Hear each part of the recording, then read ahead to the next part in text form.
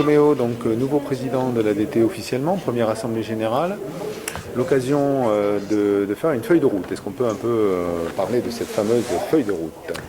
Oui, dès ma nomination, ma désignation par Christine Tecky à la présidence de l'ADT, j'ai souhaité, et j'en ai fait part ce matin lors de notre assemblée générale, à fixer un cap, ou plutôt, je pourrais dire, un objectif pour la mandature, qui est d'augmenter de 20% le PIB tourisme du département. Durant toute la mandature, je pense que nous avons une marge de progression. Certes, c'est un objectif ambitieux, mais qu'avec l'ensemble des professionnels, avec les offices de tourisme, les présidents d'interco, nous pouvons atteindre cet objectif.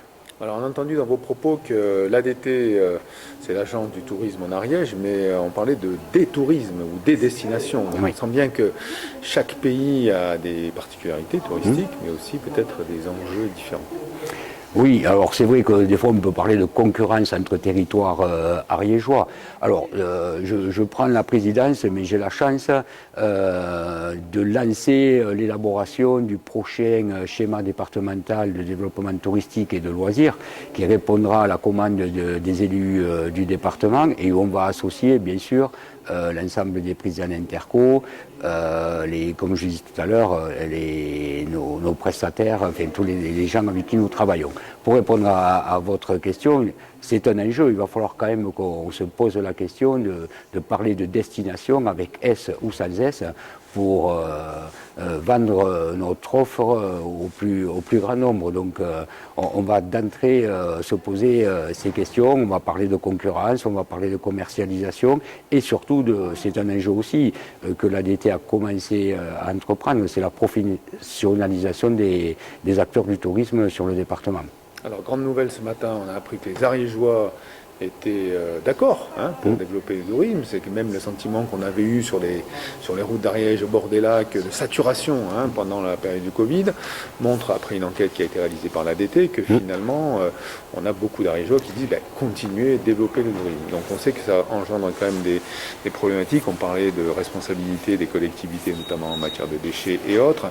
Est-ce que c'est réconfortant quand même quelque part que ce travail que vous allez entamer, mais qui existe depuis quelques années, est récompensé et qu'on est capable d'aller faire autre chose. Avoir une feuille de route alors qu'on aurait une population qui serait contre, ça serait plus compliqué, non? Ah mais tout à fait. Comment parler de développement touristique sans avoir l'adhésion des résidents ariégeois? Alors c'est vrai que nous avons souhaité dès le mois de mai mettre en place une étude pour voir quelle était la perception des résidents ariégeois sur le développement touristique et on s'aperçoit, suite au rendu de cette étude ce matin, que 91% des ariégeois sont favorables à l'accueil de touristes et donc je le traduis par un développement touristique. Même si aujourd'hui cette étude montre qu'on a encore quelques carences, notamment au niveau des hébergements à développer et autres, mais nous allons, cette étude est une première base de travail, comme je disais tout à l'heure, pour l'élaboration de notre schéma départemental. Alors comment on gère en tant qu'élu, parce que vous avez plusieurs fonctions c'est-à-dire multicarte, mais donc là c'est la dernière. Comment on gère en fait l'ambition du territoire en matière touristique et les petits, pas déboires, mais quelque part de projets touristiques d'envergure, notamment je parlais de votre pays à Mirepoix, fameux projet Coucou, qu'on voit beaucoup dans la presse, dont on n'a pas parlé d'ailleurs à Zinat encore, on attend de voir ce qui se passe.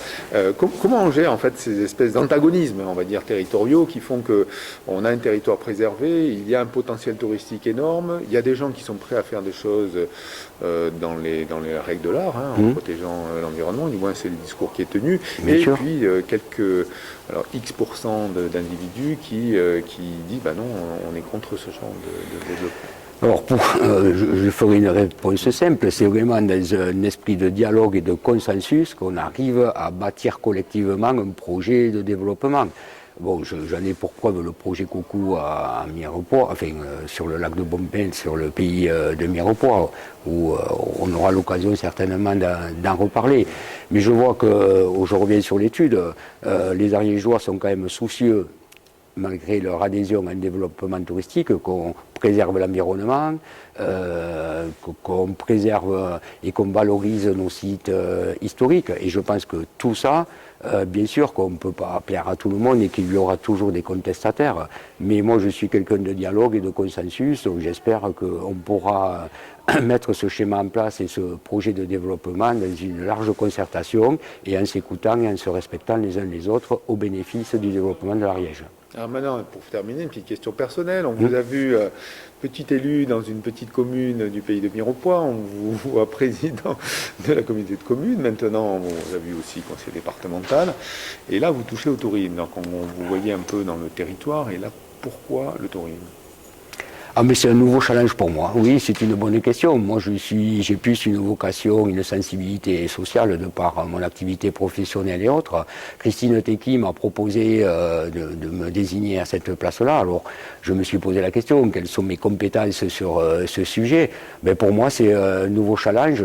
C'est un challenge aussi et c'est un enjeu important pour le développement de l'Ariège, auquel je compte contribuer durant cette mandature de conseiller départemental et de président de l'ADT.